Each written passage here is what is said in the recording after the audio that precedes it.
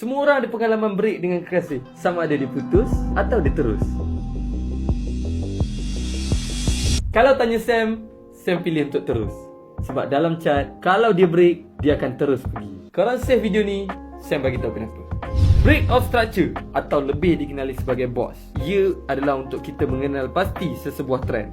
Trend terbahagi kepada dua, iaitu first, up trend, dan yang kedua, down. Untuk uptrend, apa yang korang kenal pasti untuk sesebuah break of structure, bila berlakunya high, kemudian low, berlakunya the next high, price telah pun membuat satu BOS ataupun break of structure yang membentuk high, kemudian ianya membentuk higher low, dan dia meneruskan dia punya trend kenaikan the next boss untuk high seterusnya. Untuk downtrend pula, kita panggil sebagai low, high, lower low.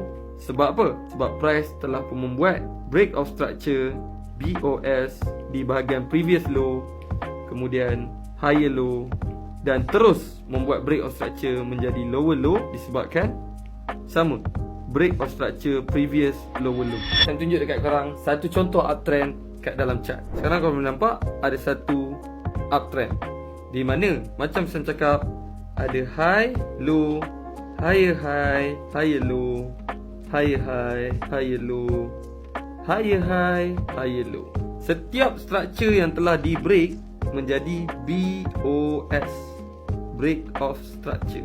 So daripada situ korang boleh mengenal pasti sesebuah trend tu untuk korang mencari peluang buy dan continuation buy.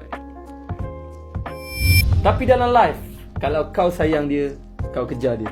Tapi kalau dia minta break dengan kau sebab kau tak boleh buat duit, kau klik link kat bio. Aku ajar kau cara nak buat duit.